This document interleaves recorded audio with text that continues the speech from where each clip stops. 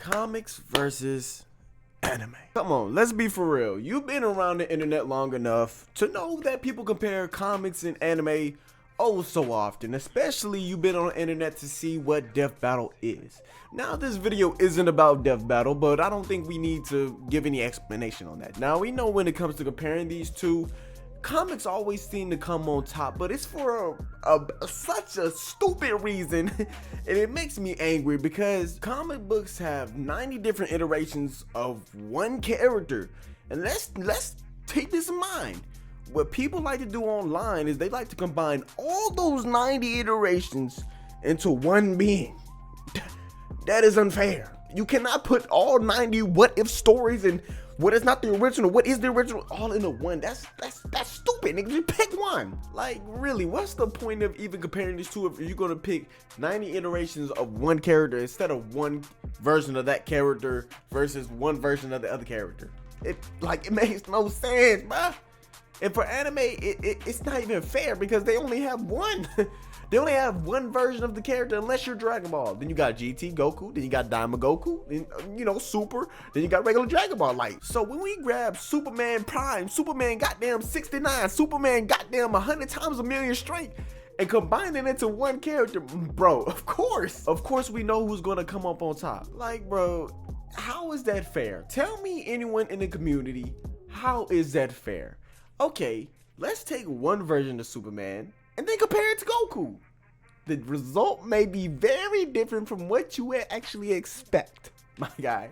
And I'm just saying that in general, it will be so different than what you would actually expect. The reason being is the original goddamn Superman is not that crazy. He is not planet busting, destroying millions of galaxies, bro. He's not doing that. He's not doing that, bro. He's the man of steel.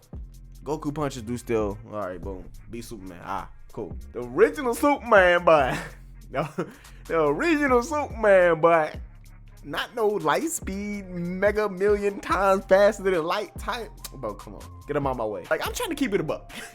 I'm trying to keep it a buck right here, bro. Come on. Let's be for real. See, if we can actually have these communities not be this toxic and these goddamn creators not be this toxic, I think we would get some solid matchups and not just complete stomps because every goddamn comic character got a god mode that they can use at any point in any moment, and it's just, come on, bruh. And shit, the thing that makes comic book characters so powerful is because most of their stories, other than their original stories, are what if stories. What if this happened, this becomes this. What if this happens, this becomes this. Notice how we do a what if with goddamn anime characters? It becomes a completely different story. What if Goku was trapped in a time chamber for 10 million years? That nigga not getting his ass whooped by Superman.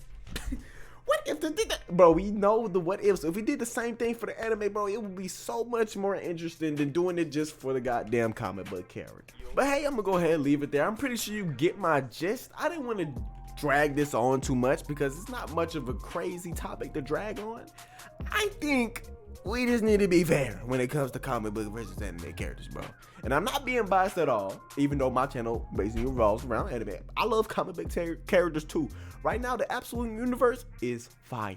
Other than that, go ahead and leave a like on the video, subscribe, and tell me what you think about anime versus comic book characters. Is it fair? Do you like it? What do you want to see people do instead of just compare every version of every character versus one version? Other than that, go ahead and subscribe to the channel, bro, because you already know what I'm saying. We need some help.